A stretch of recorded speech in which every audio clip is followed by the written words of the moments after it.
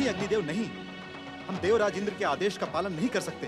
परंतु अपने आदेश की उपेक्षा देखकर देवराज इंद्र का क्रोध। हमें देवराज इंद्र के क्रोध से अधिक उस श्राप का भय है, जिसके पात्र हम एक ऋषि की तपस्या में बाधा पहुंचाकर बन जाएंगे। ओम गं गणपत्याय नमः। ओम गं गणपत्याय नमः। ऋषि के साथ एक असुर भी है। असुर के साथ होने से इस ऋषि के ब्राह्मणत्व में कोई अंतर नहीं आया ना? आप क्या सोचते हैं वरुण देव? मैं इस बात से सहमत हूं अग्निदेव। एक ऋषि की तपस्या खंडित करने का महापाप हमें नहीं करना चाहिए। परंतु हम देवराज इंद्र को क्या उत्तर देंगे? हम देवराज से यह भी तो कह सकते हैं अग्निदेव कि हम उनके पापाज्ञा मानने के लिए विवश नहीं हैं। ओम गं गणपत्याय नमः। ओम गं गणपत्याय नमः। ओम गं गणपत्याय नमः। ओम गं गणपत्याय नमः। ओम गं गणपत्याय नमः। पुत्र त्रिपुरासुर, मन की शांति और धैर्य के साथ श्री गणेश के इस महामंत्र का जाप करो। तुम्हारी इस उग्र तपस्या का प्रभाव विध्वंसक और विनाशकारी हो सकता है। ओम गं गणपत्याय नमः। मैं जानता हूँ पुत्र कि तुम्हें गति देने वाली आत्मा एक आसुरी और राक्षसी है, परंतु तुम्हें एक ऋषि पुत्र होने का कर्तव्य निभाना है। इस उग्रता का त्याग करो पुत्र। ओम गं गणपत्याय नमः। ओम गं गणपत्याय नमः। ओम गं गणपत्याय नमः। ओम गं गणपत्याय नमः। ओम गं गणपत्याय नमः। ओम गं गणपत्याय नमः। ओम गं गणपत्याय नमः। ओम गं गणपत्याय नमः। ओम गं गणपत्याय नमः। ओम गं गणपत्याय नमः। ये मैं क्या देख रहा हूँ देवगणों? ये दुष्ट त्रिपुरासुर अब तक जीवित कैसे है? क्या आपने इसकी दुष्टता को समाप्त करने के लिए अपनी दिव्य शक्तियों का प्रयोग नहीं किया? क्या मैं जान सकता हूँ कि आप सबने स्वर्गाधिपति देवराज इंद्र की आज्ञा को ठुकराने का दुस्साहस कैसे किया? क्षमा करें देवेंद्र, दुष्ट त्रिपुरासुर के साथ उसके पिता ऋषि गृह समत भी तपस्या कर रहे हैं। यदि हमने इनकी तपस्या को खंडित करने का प्रयास किया होता तो परिणाम अवश्य ही अनर्थकारी हो सकता था।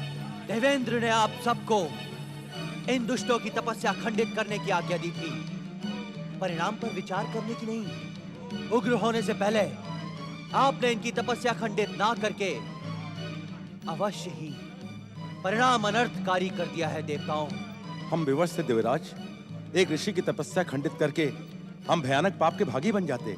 आप हमें पाप और पुण्य का उपदेश ना दे वरुण देव, हमारी आज्ञा का पालन करें, अन्यथा हमारा क्रोध आपके भविष्य को पाप के महासागर में डुबो देगा।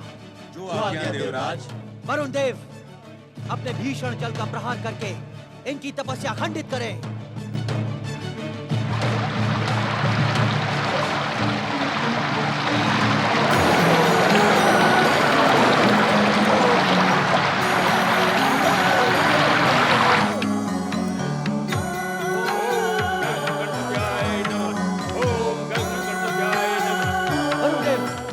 अपना प्रहार रोके। अग्निदेव, आप अपनी अग्नि से इन्हें भस्म कर दें।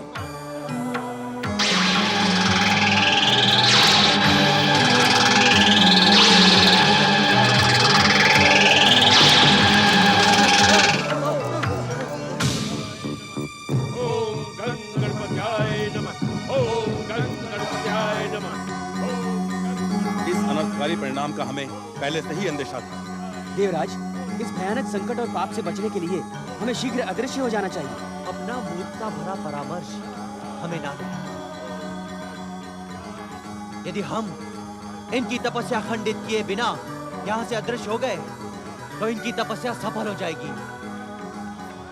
जो बिना वरदान के आप सबकी दिव्य शक्तियों को नष्ट कर सकते हैं, वो वरदान पाकर कितने विध्वंसक हो जाएंगे। क्या आपने इस पर विचार किया है? अब विचार करके क्या लाभ देवराज? हम किसी भी प्रकार से इन तपस्वियों की तपस्या खंडित नहीं कर सकते। आप सब नहीं कर सकते, किंतु वज्र को धारण करने वाला मैं स्वर्गाधिपति इंद्र कर सकता हूँ। आप सब भली बात ही जानते हैं कि ऋषिवर दधीची की हड्डियों से बना मेरा अमोघ अस्त्र वज्र शत्रु का अंत किए बिना नहीं लौटता। वज्र प्रकट हो। नहीं देवराज नहीं, अपनी वज्र शक्ति का दुरुपयोग ना करें आप। किसी पे वज्र प्रहार करके आप महर्षि दधीचि की तप शक्तियों का अपमान करेंगे देवेंद्र। आप वज्र प्रहार ना करें देवेंद्र। इस भूल के लिए शुभ शक्तियां कभी आपको क्षमा नहीं करेंगी देवराज। इन दुष्टों की तपस्या खंडित करने का केवल यही एकमात्र उपाय है। उपाय तो और भी है देवराज। और उपाय? हाँ देवराज, हम श्री गणेश की आराधना करने वाले इन दोनों की तपस्या को वरदान न देने के लिए शिव शंकर से प्रार्थना भी तो कर सकते हैं। और शिवाज्ञा का सम्मान करना उनके पुत्र श्री गणेश का परम कर्तव्य है देवराज। हमें किसी भी प्रकार श्री गणेश के लिए शिवाज्ञा प्राप्त करनी होगी देवेंद्र। समय आने पर मैं तुम्हारा पुनः आह्वान करूंगा वज्र। वज्र प्रहार करने से पहले मैं आप सबका परामर्श मानते हुए कैलाशपति भगवान शिव से प्रार्थना करने जाऊंगा।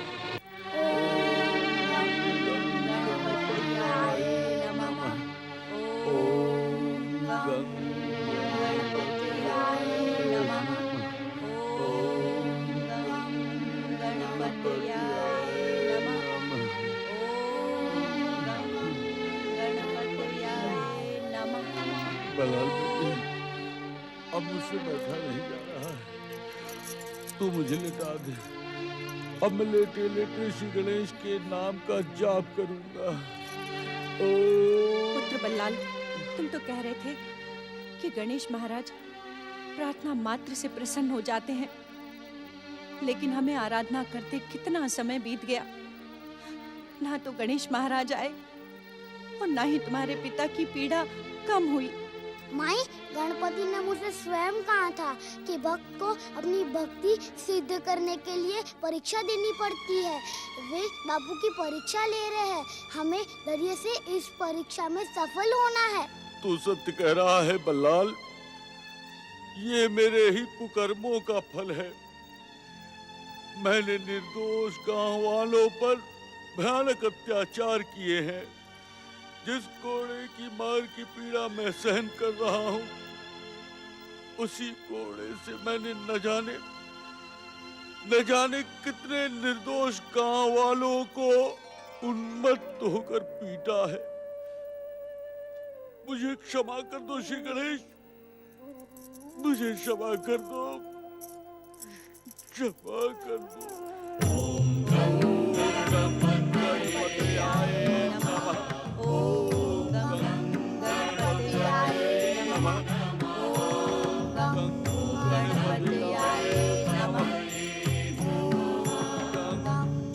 गणपतये नमः।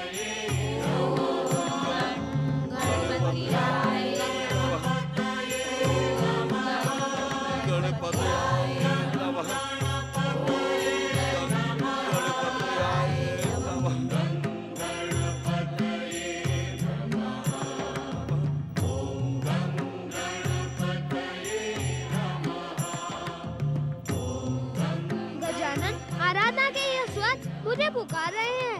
मुझे जाना ही होगा गजानन। पीड़ित कल्याण की पीड़ा का अंत करने का समय अब आ पहुंचा है। मुझे तुरंत वहां पहुंचना होगा। परंतु माता पार्वती ने तुम्हें ये आदेश दिया था कि बिना उनकी आज्ञा के तुम कहीं भी नहीं जा सकते। यदि जाना ही है तो पहले माता की आज्ञा ले लो। क्या सोच रहे हो गौरी पुत्र? माता पार्वती इस समय पिताश्री शिव शंकर के साथ है। यदि मैंने उनसे जाने की आज्ञा मांगी तो वे निश्चित ही न कर देंगी।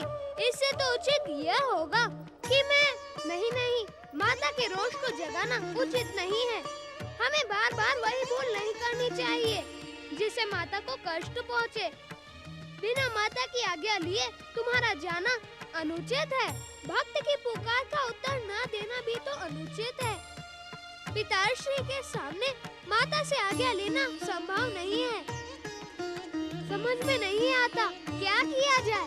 कोई न कोई उपाय तो करना ही होगा। मैं तुम्हारी इस बात से सहमत हूँ गौरी पुत्र कि भक्त को परीक्षा के भंवर में गौते लगाने के लिए भगवान छोड़ नहीं सकते।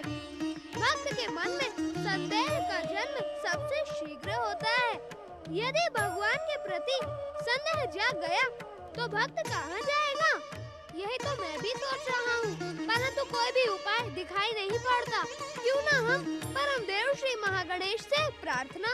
नहीं गजानन, अपनी समस्या का समाधान करने में परम देव श्री महागणेश की कृपा से हम स्वयं ही सक्षम हैं। हर छोटी बड़ी बात में उन्हें कष्ट नहीं देना चाहिए। उन पर तो सारे संसार का उत्तरदायित्व है।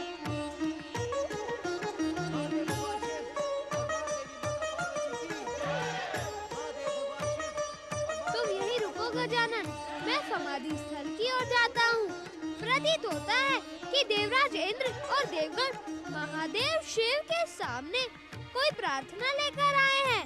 देवताओं की प्रार्थना के मध्य तुम्हें अपना निवेदन करने का अवसर भी मिल जाएगा, इसीलिए तो जा रहा हूँ।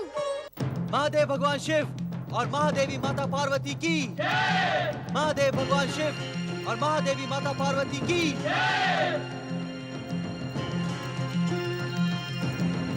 हे भोलेनाथ, हमारे संकट दूर करे भोलेनाथ। जागे भोलेनाथ जागे, जागे भोलेनाथ जागे। अपने ध्यान को विराम दे भोलेनाथ।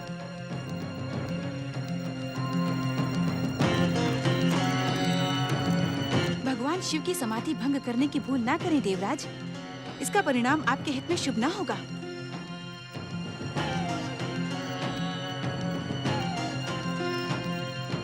शाम सदा शिव की जय। ओम नमः शिवाय। प्रणाम माता पार्वती।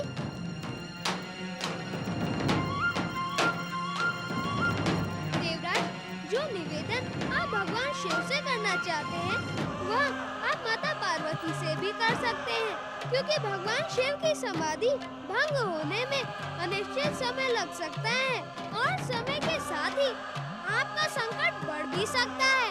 हे विघ्नहर्ता सुखकर्ता मंगल मूर्ति श्री गणेश, सच तो ये है कि इस समय हम सब यहाँ आपके ही दर्शन पाने के लिए प्रकट हुए हैं। ये हमारा सौभाग्य है गणपति कि हमें आपके पावन दर्शन प्राप्त हुए। देखा माता, यदि मैं यहाँ पर न आता तो इन सब का सौभाग्य इनसे दूर ही रहता। देवराज, महादेव भगवान शिव और महादेवी माता पार्वती के दर्शनों से कई जन्मों के सौभाग्य जाग जाते हैं। फिर भी आप अपना सौभाग्य जगाने के लिए माता पार्वती से प्रार्थना करें, ये आपका संकट अवश्य ही दूर कर देंगी।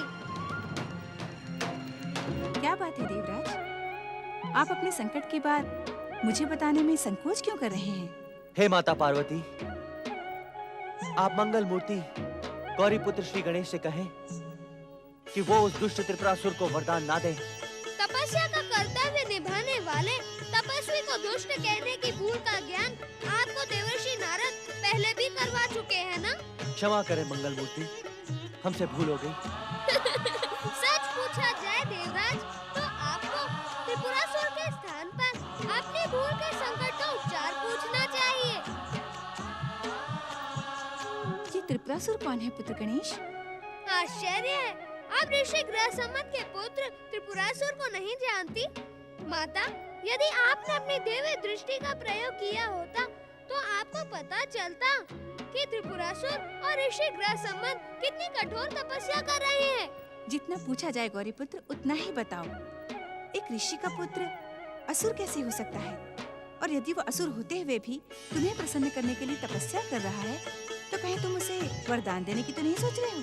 बिना आपकी आज्ञा के मैं सोच विचार कैसे कर सकता हूँ माता? यही उचित है माता कि आप मंगल मूर्ति को असुरों को वरदान देने की आज्ञा ना दें, क्योंकि ये तो परंपरा बन गई माते कि हर असुर वरदान में स्वर्ग का सिंहासन ही मांगता है। मुझे क्या करना है और क्या नहीं करना है इसका ज्ञान मुझे भली भांति है देवेंद्र। मुझे अपने बुद्धिदाता पुत्र गणेश की बुद्धि और विवेक पर पूरा विश्वास है। वो किसी को भी अनुचित वरदान नहीं दे सकते। अब आप जा सकते हैं। माता, मैं एक दुखी का दुख दूर करने के लिए जाने की आज्ञा चाहता हूँ। यदि आप मुझ पर प्रसन्न हो।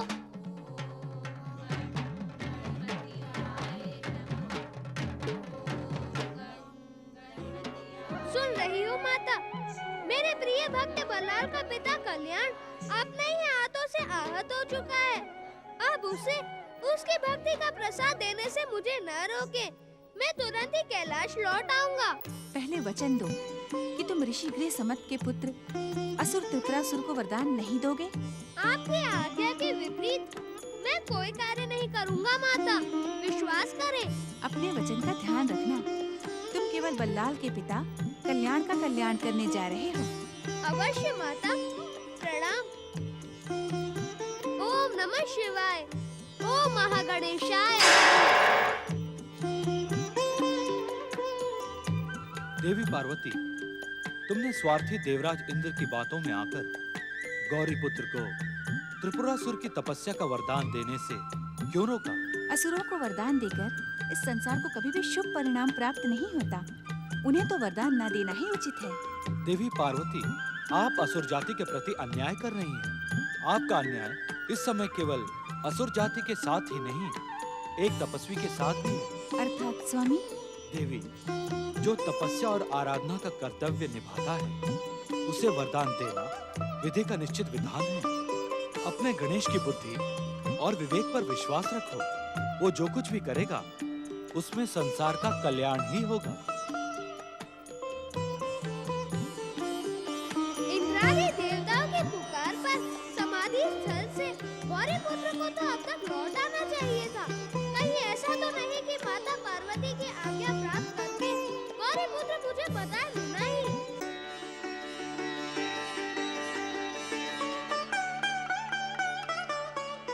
तुम्हें बिना बताए तो कहीं जाने का प्रश्न ही नहीं है गजानन। क्या हुआ गौरी पुत्र, माता ने तुम्हें जाने की आज्ञा दे दी? प्रतीत होता है गजानन कि तुम प्रतीक्षा करते करते इतना अधिक व्यग्र हो गए हो कि तुम्हें अपने मन की बात का भी ध्यान नहीं है। मन की बात का? हाँ, मन की और तो मैंने सोचा ही नहीं। अब ये सब छोड़ो, तुम्हें एक काम करना होगा। कैसा काम गौरी पुत्र? क्या हुआ काम हम दोनों मिलकर नहीं कर सकते? गजानन, तुम कह रहे थे ना कि मेरे गजानन अवतार का काम अब पूरा हुआ। हाँ गौरी पुत्र, मुझे अब अपने गजानन अवतार की कोई आवश्यकता दिखाई नहीं पड़ती। परम देव श्री महागणेश ने भी मुझे निराश कर दिया है। अब तो तुम ही मेरा मार्गदर्शन कर सकते हो गौरी पुत्र। मेरा मार्गदर्शन तुम्हें स्वीकार करना पड़ेगा। अवश्य। तो मेरी बात ध्यान से सुनो। हमें 2 महत्वपूर्ण कार्य संपन्न करने हैं। उस कार्य पूर्ति से पहले तुम्हारा विसर्जन असंभव है। परंतु कार्य क्या है गजानन? मैं अपने परम भक्त बल्लाल की पुकार पर उसके पिता का दुख दूर करने जा रहा हूँ और तुम्हें त्रिपुरासुर को वरदान देकर उसे संतुष्ट करना है। उसकी तपस्या उग्र होती जा रही है, परंतु ये तो अनुचित है गौरी पुत्र। तुम्हारी आराधना करने वाले को मैं संतुष्ट कैसे कर सकता हूँ? स्थिति को समझने का प्रयास करो गजानन। माता पार्वती ने त्रिपुरासुर को वरदान देने से मुझे रोक दिया है। यदि त्रिपुरासुर को वरदान न मिला तो जप, तप और तपस्या की परंपरा में वरदान का महत्व समाप्त हो जाएगा। भक्तों के मन में तपस्या के प्रति निराशा छा जाएगी। कहीं माता मुझ पर रोष तो नहीं करेंगी? तुम पर क्यों करेंगी? उन्होंने तो मुझे रोका है। परम देव श्री महागणेश की इच्छा का सम्मान करते हुए यह देव कार्य संपन्न करो गजानन। ओम महागणेशाय नमः। पुत्र गजानन, पुत्र गजानन, कहाँ हो तुम पुत्र गजानन? पुत्र गजानन।